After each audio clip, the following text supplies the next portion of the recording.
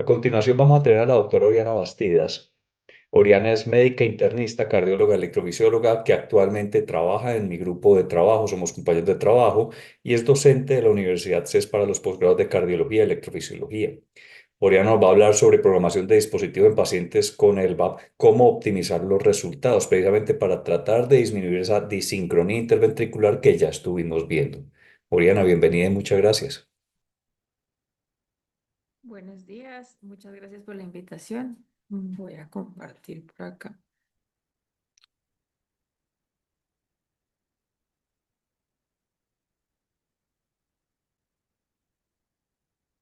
Perfecto.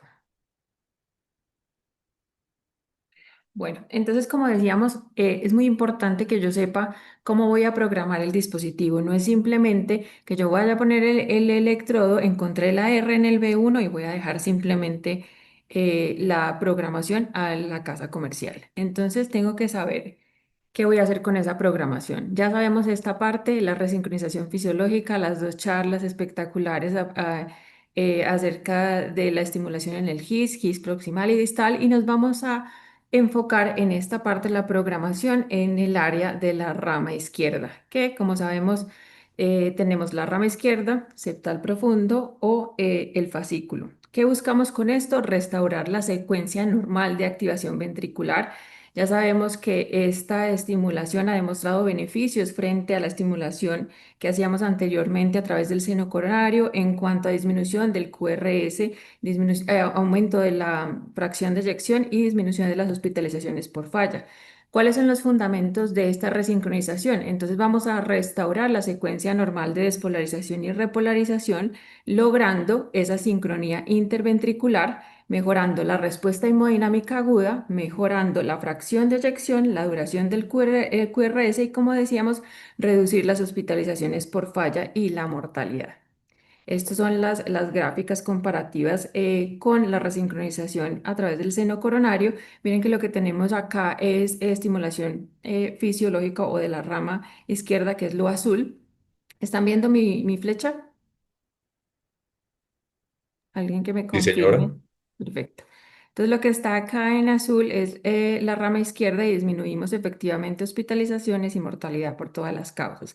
No me voy a detener en los criterios de captura, pues porque acabamos de ver una excelente charla del doctor Ulises Rogel de los criterios de captura de la rama. Y yo quería que viéramos esta parte que los doctores ya hablaron de esto. Cuando yo estoy introduciendo el electrodo, voy a encontrar estos bits de fijación que también son muy importantes para que yo defina cuándo debo parar y cuándo ya sé que estoy llegando al área de la rama izquierda. Entonces esto es lo que hacemos. Normalmente vemos la W, vamos introduciendo cada vez más el electrodo y vamos a encontrar esta pequeña R. Miren que cuando estamos medio septal, el QRS es ligeramente más angosto, pero esta R es mucho más pequeñita y esto lo vamos a recordar para cuando estemos haciendo la reprogramación. Y lo que vamos a querer lograr es esta R que es mucho más grande. Entonces, una parte de conceptos para que entendamos más adelante cómo vamos a programar los dispositivos. Entonces, tenemos captura selectiva y no selectiva de la rama izquierda. Como decía el doctor Ulises, una parte muy importante es que tenemos en la captura selectiva, estamos capturando directamente la rama izquierda y en la captura no selectiva el tejido septal circundante. Los dos son buenos para el paciente, sí, sabemos que los dos son buenos para el paciente, pero uno quisiera pues que todos les quedaran con captura selectiva. ¿Qué vamos a ver de diferencias? En la captura selectiva yo veo una latencia, que ya les voy a mostrar en un electrocardiograma, que es un intervalo isoeléctrico visible después del estímulo. El inicio del QRS después de esa pequeña pausita y el QRS va a ser un poquito más angostico. Este es un poquito más ancho. ¿Por qué? Porque estoy capturando el tejido circundante. Y también vamos a poder ver en algunos pacientes, obviamente si no tienen bloqueo de rama, el potencial de la rama, que ya se los voy a mostrar en este momento. Miren que esto es lo que podemos ver, este pequeño potencialito antes del QRS. Entonces, ¿Cómo vamos a lograr o cuáles son los objetivos de hacer esta programación? ¿Qué es lo que yo quiero buscar? Voy a buscar el QRS más estrecho posible, asegurar la captura selectiva o no selectiva de la rama izquierda y optimizar la sincronía B e interventricular. Y voy a optimizar la batería porque depende de cuánta salida le voy a poner al dispositivo para hacer lo que acabo de decir. Entonces, otro concepto importante es la captura anódica. Entonces, cuando yo tengo un sistema que voy a poner en bipolar, yo tengo un cátodo en la punta, que es que es negativo, y el ánodo, que es positivo, que me ayuda a cerrar el circuito. Entonces, normalmente la captura la hace el cátodo y el ánodo normalmente recoge la electricidad y cierra el circuito.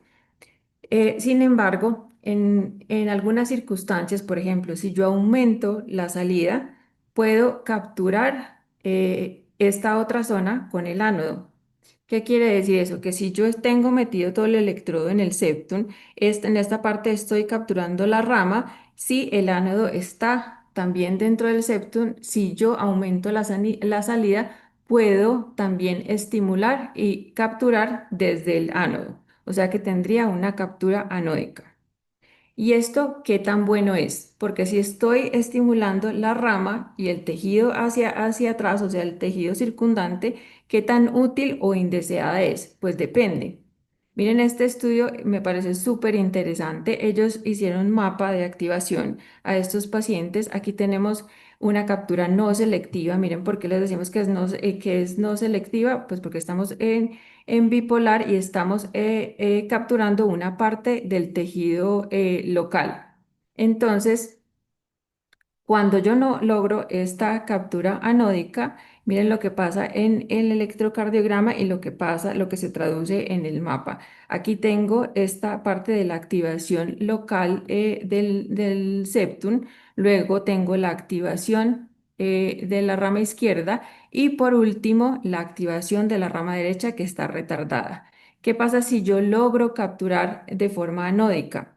Entonces voy a disminuir el QRS porque estoy capturando tanto la rama izquierda y con el ánodo estoy capturando esta parte de la rama derecha. ¿Y eso en qué se traduce en el mapa? Pues porque estoy capturando una parte del tejido miocárdico del septum y logré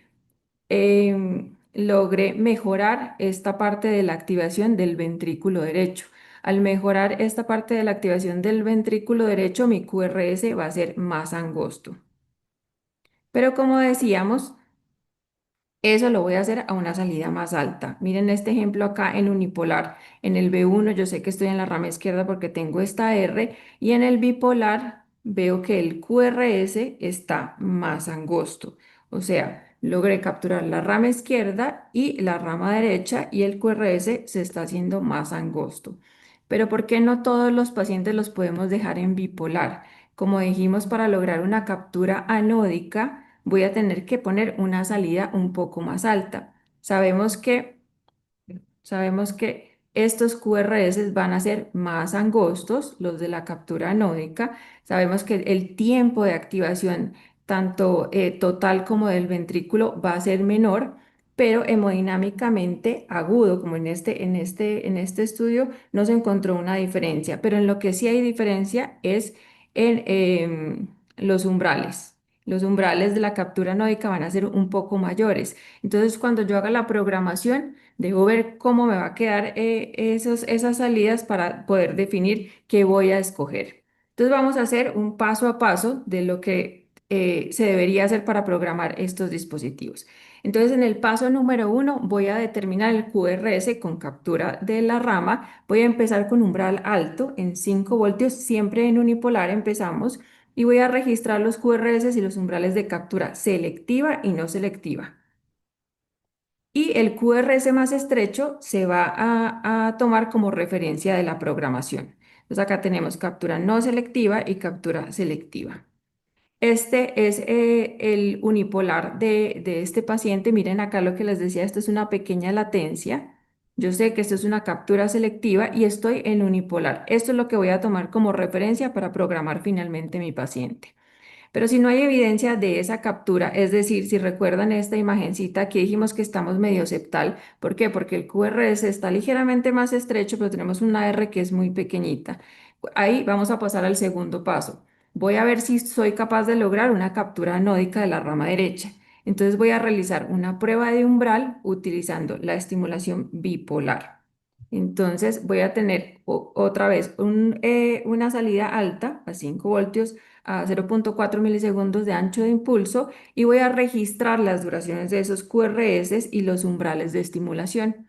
Ya, la captura nódica de la rama derecha sí está presente y la captura de la rama o el miocardio. Y voy a obtener la duración más corta del QRS que se va a comparar con la que tenía del unipolar inicialmente. Entonces voy a comparar cómo me quedó el QRS en el unipolar y cómo me quedó el QRS en el bipolar.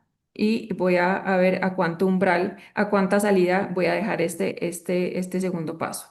Entonces acá, este es un paciente del doctor Juan Felipe Betancourt que me facilitó estas imágenes.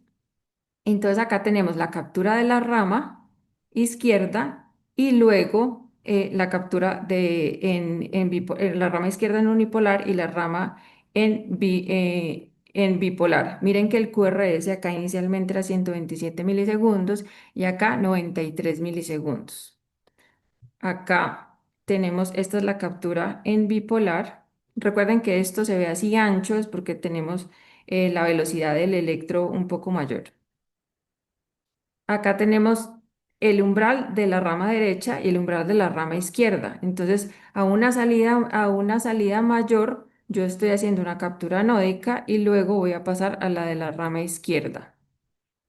Acá están con las mediciones. Tengo 86 milisegundos en la captura anódica y 122 milisegundos en la rama izquierda. Entonces, esto es como finalmente dejaron el paciente. Entonces, cuando se deja, esto sería unipolar, miren acá, y acá sería en el bipolar, y el QRS es más angosto. El paso 3, entonces yo voy a ajustar los AB. Entonces, lo primero que vamos a hacer es establecer el retraso interventricular. Nosotros siempre empezamos poniendo el BI a menos 80 milisegundos y luego voy a programar los intervalos AB. Como generalmente ponemos un electrodo que está en la auriculilla, voy a necesitar ABs muy corticos para poder obtener la R en el B1 y luego la voy a ir corrigiendo ajustando incrementos de 10 milisegundos hasta que ocurra la fusión. Voy a perder la R final, pero voy a tener la fusión. Y se desaparece esa R en B1 y se acorta el QRS como lo vimos en el pasado y programamos el QRS más corto. Normalmente nosotros lo que hacemos es poner ese AB que encontramos lo programamos 20 milisegundos menor. ¿Para qué? Para que cuando el paciente esté haciendo ejercicio y ese AB se alargue un poquito, pues no volvamos a tener el bloqueo de rama izquierda nuevamente. Entonces, miren acá, este es el electrocardiograma inicial del paciente. Esta es la estimulación de la rama izquierda. Este sería el ajuste AB. Entonces aquí fuimos disminuyendo, lo pusimos en 50 el AB y vamos disminuyendo progresivamente de a 10 milisegundos hasta que, como les decía, logramos la fusión. Vamos a perder esta onda R y vamos a obtener este QRS que es mucho más angosto. ¿Cuál umbral programo? Pues porque ya sabemos que hay umbral de la rama, la del medio septal, la del miocardio anódico del ventrículo derecho. Entonces depende. Voy a escoger el que me quede mejor el QRS del paciente, o sea, a la salida que capture los componentes que yo deseo dependiendo de cada paciente para maximizar esa sincronía interventricular. ¿Cómo hago yo para saber que si me quedó bien resincronizado? Pues voy a buscar el QRS que sea más angosto, por lo menos menor de 120 milisegundos o una reducción de más del 20%, porque sabemos que hay pacientes que están extremadamente dilatados, el QRS es muy ancho y a veces pues no logramos que ese QRS sea tan angosto, pero por lo menos una reducción de mayor del 20%. La sincronía interventricular con todos los criterios que vimos anteriormente, que tenga un Stimelbat reducido. la fusión de la conducción intrínseca y lo que voy a hacer es confirmar con el electrocardiograma y posteriormente con una ecocardiografía para ver si realmente está funcionando pues la resincronización. Yo debo medir todas las cosas, todas estas cosas que les estoy diciendo en sala. Hago todas mis mediciones con el polígrafo, por eso esto es algo que no se puede hacer sin el polígrafo inicialmente. Acá tenemos un paciente, este era su QRS nativo. Este es solo BD, un cardioresincronizador. Miren que la estimulación no es tan bonita. Esta es la estimulación de la rama izquierda. Miren que tenemos la morfología con la R en B1. Y acá quedó programado en bipolar con todos los ajustes que acabamos de decir. El QRS se acortó bastante. Entonces hicimos los ajustes de la captura anódica porque este está programado en bipolar y el ajuste del AB. Entonces, en cuanto a las conclusiones, la programación precisa de estos dispositivos en los cuales tenemos captura de la rama izquierda permite restaurar toda esa activación fisiológica. Por eso yo tengo que ver cómo voy a programar mi paciente, ajustar de forma adecuada los ABs, identificar la fusión es clave para saber qué AB le voy a dejar al paciente y optimizar la batería según el caso, porque sabemos que con la captura anódica puede ser un poquito más alto el umbral. Eso no quiere decir que se vaya a depletar toda la batería, pero tengo que individualizar en cada paciente. Sin embargo, pues se requiere una estandarización precisa con protocolos multicéntricos para que podamos decir que todo esto eh, eh, se puede hacer todas partes del mundo. Muchas gracias, Oriana, por la presentación. Creo que es uno de los temas más importantes, tratar de hacer una buena programación para obtener al final de cuentas un tiempo total de activación ventricular lo más corto posible, que nos va a hablar de sincronía interventricular.